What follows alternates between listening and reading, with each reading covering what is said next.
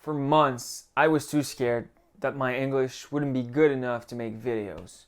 So me and my friend Alec started a YouTube channel on which we wanted to review online courses related to entrepreneurship and freelancing. As we started, Alec started making videos and I was mostly editing. That made me feel like such a failure. I mean, seeing my friend, who wasn't that much better than me in English, courageous enough to start making videos even though he was afraid. Really, I was way too scared to start making videos. I was petrified. I made 1 or 2 videos, I filmed them, and I even edited them. But I ended up erasing them because I looked so dumb. So the result was I spent months practicing my English every single day to build some kind of confidence and to start making videos. I could have done it way faster if only I knew what you're about to learn. So here are 4 things that you are going to do to get your English on point. So the first one, it's one thing I did that tremendously helped me. I took a native English speaker that I liked for the way he was speaking, and I just practiced one of his talks, focusing on each word, each sentence, on the rhythm and on the intonation until I was somewhat satisfied with the way I could say it. So do it. Go take a native English speaker that you like and just practice one of their talks. Just find one on YouTube, listen carefully to a sentence, and then repeat it with the best pronunciation you can. Once you're satisfied with the way you pronounce those words, you go to the next sentence. Keep the same speech for a while. If you didn't memorize every word, if you didn't memorize the intonation and the rhythm, well, you can and should probably keep the same speech. By the way, rhythm and intonation is not something you want to neglect. Each language has a rhythm of its own and puts emphasis on different words. If you don't know where to start, I recommend you take the 2009 Nobel Prize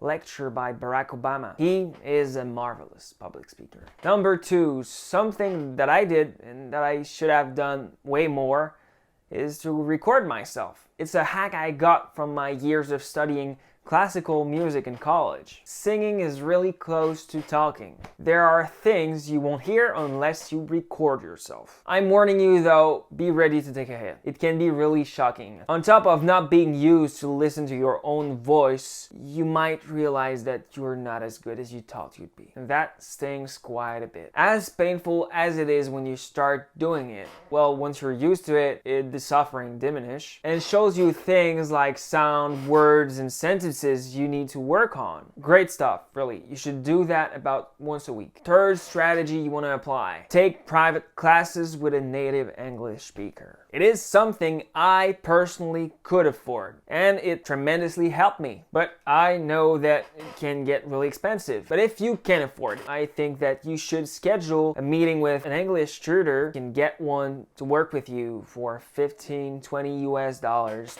an hour. But if you want to get someone more skilled and experienced, you'll have to pay at least $30-40 an hour. If that is something you cannot afford, try to keep an eye out for opportunities to speak with a native English speaker for free. Like making friends with one would really do the trick. The 4th thing that you want to do is to practice at least 30 minutes every day. Another hack I got from my years of studying classical music, and the everyday is the important part here. It really makes all the difference in the world. 2 hours will never equal 4 sessions of daily 30-minute practice. You can practice more if you feel like it, but 30 minutes is the minimum if you're serious about improving your pronunciation and your overall English. It gives you just enough time to get focused and to learn at least one thing, even on days when you're tired and unmotivated. I know that you are scared to get started right now. And if you're serious about it, you should really improve your English if you want to have success on the English part of YouTube. But you have to build the courage